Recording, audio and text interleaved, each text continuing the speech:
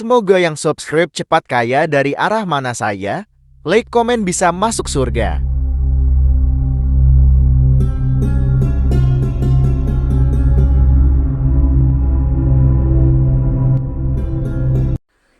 Bismillahirrahmanirrahim. Allahumma sholli ala Sayyidina Muhammad wa ala ali Sayyidina Muhammad. Saudaraku yang dirahmati Allah, dalam sebuah kisah bahwa di zaman Bani Israel dulu ada seorang wanita muda yang terkenal dengan sangat mempesona. Wajahnya ayu dan cantiknya, tubuh seksi menggairahkan. Sayangnya wanita cantik yang bertubuh aduhai ini menggunakan tubuhnya untuk hal yang salah. Semua potensi yang seharusnya mendekatkan pada Tuhan dimanfaatkan untuk mendapatkan uang dengan cara menjual dirinya. Ia adalah seorang pelacur hebat yang terkenal profesional. Ia viral di depan para laki hidung belang. Ia sangat pandai memuaskan laki-laki yang datang dengan nafsu syahwatnya. Ia pelacur senior yang sangat handal. Ratusan atau mungkin ribuan orang sudah porak-poranda dibuatnya. Dalam beberapa literatur menyebutkan bahwa perempuan muda itu bernama Malika. Dikisahkan dalam kitab Duratun Nasihin, wanita itu melakukan aktivitas jual beli diri di rumahnya sendiri setiap hari. Malika menunggu para laki hidung belang dengan bernafsu di atas ranjang kerjanya. Ranjang pemuas nafsunya sengaja diletakkan di dekat pintu depan rumahnya. Ketika pintu depan itu dibuka, orang yang lewat depan rumahnya akan dengan mudah melihat Malika sedang berbaring santuy di atas ranjang. Ia sengaja melakukan itu agar para lelaki yang melintas dapat melihat kecantikannya, sehingga nanti mereka yang imannya tipis setipis tisu akan segera tergoda dan merongkek dompet untuk bisa menikmati waktu bersama Malika. Konon Malika memasang tarif dengan harga yang sangat mahal, yaitu sekitar 100 keping dinar.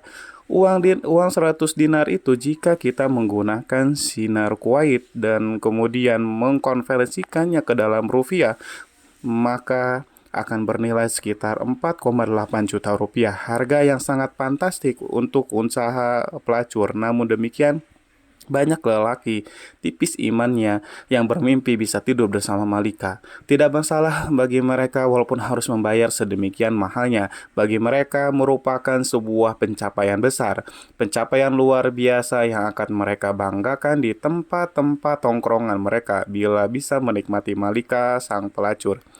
Pelacur terkaya yang sangat menjaga kualitas tubuh dan pelayan menerimanya. Itu akan membuat mereka bertepuk dada karena bangga. Banyak orang yang kemudian salah terka, mereka mengira bahwa Malika akan mati tua merana dengan penuh hina akibat perbuatan dosanya. Namun siapa sangka Allah memiliki takdir indah yang lain untuk Malika. Malika mendapatkan momen luar biasa yang kemudian mengubah seluruh jalan cerita hidupnya 180 derajat dari sebelumnya. Malika mendapatkan lelaki soleh sebagai suaminya. Dari pernikahannya, Malika dan suami memiliki 7 anak laki-laki soleh yang semuanya diangkat Allah menjadi nabi. Bagaimana bisa semua itu terjadi? Amalan apa yang sudah dilakukan Malika dalam hidupnya? Sebelum melanjutkan kisah ini, mari kita bantu channel ini untuk terus berkembang dengan cara mensubscribe dan mengaktifkan tanda lonceng. Jangan lupa berikan komentar yang baik, share video ini kemanapun supaya banyak yang mendapatkan manfaatnya. Semoga bernilai amal jariah karena membantu syiar Islam kepada manusia. Amin, amin, Allahumma amin. Suatu hari ada seorang pria muda melintas di depan rumah Malika, sang pelacur. Dia adalah laki-laki soleh, ahli ibadah. Ia berasal dari daerah yang sangat jauh dari sana.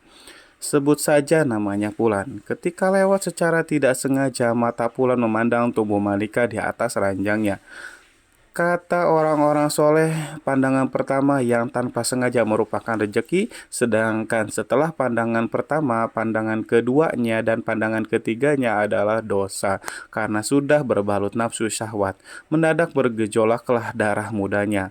Mengelihat syahwat dan nafsunya sebagai ahli ibadah, Ia berusaha sekuat tenaga menahan nafsu birahinya, bahkan kemudian ia sempat berdoa kepada Allah supaya menghilangkan syahwat setan yang tengah melanda hatinya. Meskipun sudah ditahan nafsunya terus membara, syahwat tubuhnya menegang dan akhirnya benteng imannya jebol. Ia tidak mampu lagi mengontrol hawa nafsunya. Pulan pun kemudian mencari tahu caranya bagaimana supaya bisa menikmati malam bersama Malika. Ternyata tarifnya yang sangat tinggi senilai 400 dinar. Pulan tidak punya uang sebanyak itu. Ia lantas mencari cara supaya bisa mendapatkan uang untuk membayar tarif tidur bersama Malika. Alhasil Pulan menjual semua barangnya termasuk pakaian yang ia bawa dari hasil penjualan. Itu ia berhasil mendapatkan uang yang cukup untuk membayar Malika. Dengan mantap dan yakin Pulan mendatangi rumah Malika. Sesampainya di sana, pegawai Malika menyuruhnya membayar uang tarif pelayanan. Ternyata malam itu Pulan belum bisa menuntaskan hasratnya. Ia harus menunggu giliran mengantri bersama puluhan lelaki yang lainnya yang mempunyai niat yang sama. Maklum Malika adalah impian semua lelaki kala itu. Pegawai Malika kemudian memberikan nomor antrian Pulan sekaligus mencatat waktu pelaksanaannya. Tepat pada waktu yang telah disepakati, Pulan mendatangi rumah Malika, si wanita pelacur. Malika terlihat sudah berhias rapi, ia duduk menggoda di atas ranjangnya. Pulan kemudian masuk ke dalam dan duduk bersama Malika. Di atas ranjang mereka saling berdiam. Beberapa menit mereka lewati hanya dengan berdiam-diaman, tanpa obrolan, tanpa adanya gerakan lainnya. Kemudian Malikia berinisiatif mengulurkan tangannya. Tangan itu hendak meraih tubuh Fulan, belum sampai dari jemari lentik si Malika menyentuh kulit Fulan. Tiba-tiba Fulan merasa sekujur tubuhnya dingin seperti disiram air es. Tubuhnya menggigil, hatinya terguncang, rasa bersalah dan ketakutan hebat tiba-tiba menyelimuti tubuh Fulan. Imannya yang sangat nyaris minggat tiba-tiba kemudian kembali lagi. Ia merasa seluruh ibadah dan amal baiknya selama hidup hancur porak-poranda dalam hitungan detik selama ia berada dalam kamar itu. Wajar. Wajah Pulang terlihat pucat, kemudian seluruh persendiannya bergetar. Ada sebuah kekuatan dahsyat yang tiba-tiba membuat hatinya ketakutan menyadari sesuatu yang aneh. Sedangkan klien Malika, si wanita pelacur itu kemudian bertanya, "Mas, kamu itu kenapa sih? Apakah kamu sakit?" Begitu kira-kira Pulan masih terdiam. Kemudian menjawab dengan gemetar, "Mbak, aku sangat takut kepada Allah. Biarkan aku keluar dari kamar ini." Kemudian Malika mengercitkan dahinya. Ia kaget dengan jawaban Pulan. Dengan emosi Malika membentak, "Aduh, sialan, kamu banyak laki-laki yang sangat menginginkan apa yang kamu dapatkan hari ini. Bahkan mereka rela antri lama demi mendapatkanku. Aneh sekali, kamu itu kenapa sebenarnya?" Pulan si ahli ibadah itu menggigil kakinya, ia lifatkan ke depan dadanya. Detuk jantungnya bertambah kencang. Ia kemudian berkata, "Mbak, aku sangat takut kepada Allah. Aku takut Allah murka. Uang yang sudah kubayarkan tadi silahkan ambil saja, itu halal buatmu. Tapi izinkan aku keluar dari sini." Kemudian Fulan berdiri, ia bergegas berjalan ke arah pintu keluar Malika. Kemudian Malika bertambah keheranan melihat kliennya itu ketakutan. Ia kemudian bertanya lagi, "Hei, tunggu dulu Mas, memangnya kamu belum pernah melakukan kayak gini sebelumnya?" Kemudian Pulan menjawab, "Sebelumnya Mbak sama sekali belum pernah. Ini yang pertama kali." Seakan tidak yakin dengan jawaban Pulan. "Ah, masa sih Mas?" katanya sambil menggaruk keningnya yang tidak gatal. Malika kebingungan, apa iya di zaman ini ada laki-laki yang tahan terhadap godaannya? Itu sebuah hal yang mustahil. Malika itu cantik dan menggoda. Ia terlanjur menganggap bahwa semua laki-laki itu sama. Kemudian Malika bertanya, "Mas, kamu itu siapa sebenarnya? Kamu itu dari mana datangmu? Dari mana dan maksudmu mau kemana?" Kemudian Pulan menjelaskan siapa dirinya dan dari mana asalnya. Setelah mendengarkan cerita dari Pulan, Malika mempersilahkannya untuk keluar.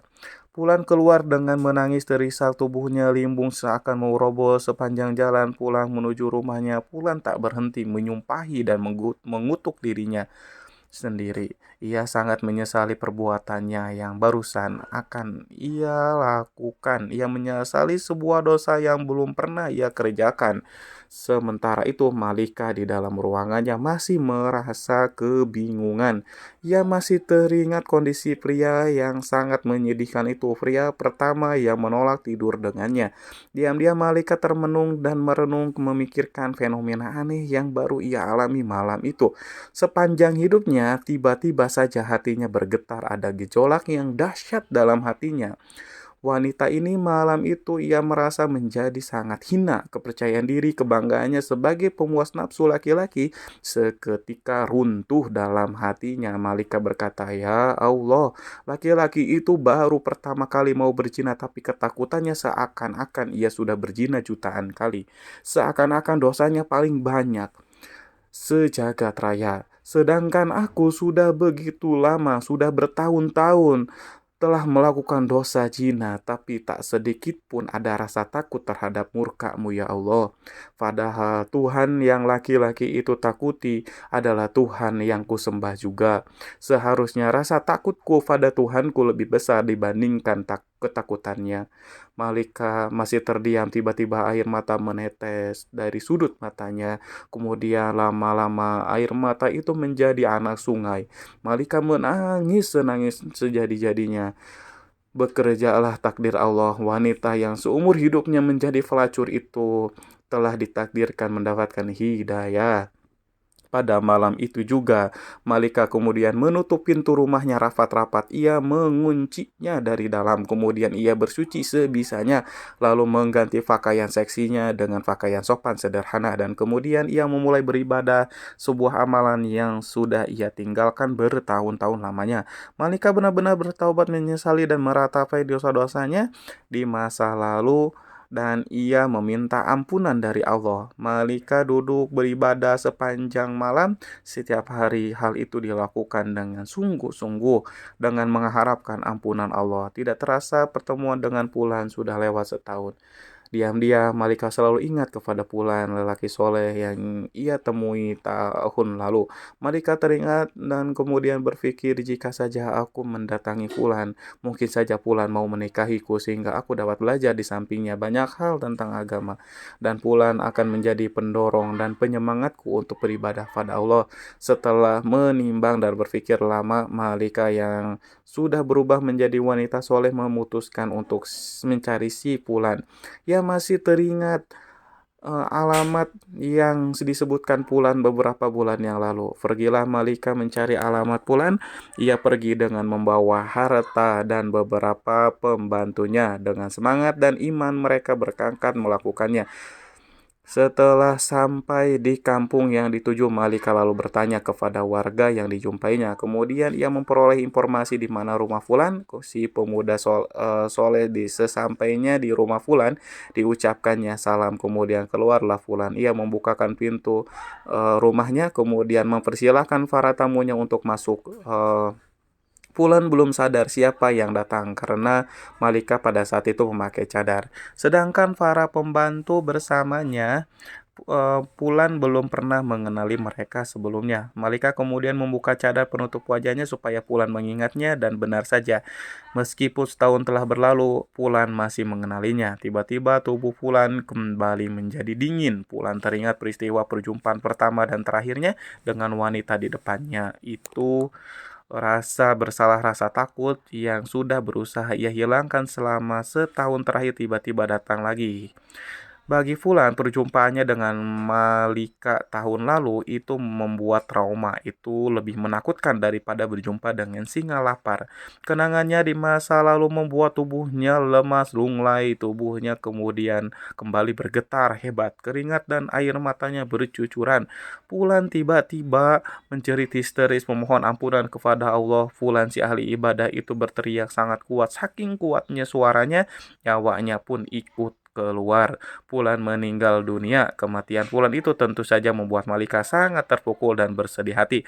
Malika menangis, kemudian ia melakukan ibadah Dalam doanya, Malika berkata, "Ya Allah, sesungguhnya aku berangkat ke sini untuk bertemu dia demi sebuah niat suci dan mulia untuk mendekatkan diri kepada Engkau, ya Allah. Tetapi Engkau lebih mencintai dan menginginkannya kembali kepadamu." Tangis Malika pecah, air matanya tumpah setelah pulang selesai dimakamkan. Kemudian Malika bertanya kepada keluarganya, apakah Pulan punya seorang saudara laki-laki di antara keluarganya yang membutuhkan seorang istri? Kemudian orang-orang di situ menjawab, iya betul, Pulan masih punya saudara laki-laki. Orangnya juga sangat soleh, tetapi dia itu melarat, miskin, tidak punya harta. Kemudian Malika berkata, oh ya tidak, berharta dan miskin bukanlah sebuah masalah bagiku. Aku ini wanita kaya, aku berkecukupan harta. Yang terpenting suamiku nanti bisa membimbingku untuk mendekatkan diri kepada Allah. Akhirnya kemudian saudara si Pulan, si ahli ibadah, dilamar oleh Malika. Mereka pun kemudian menikah. Allah Subhanahu wa taala memberikan kebahagiaan bagi rumah tangga mereka berdua.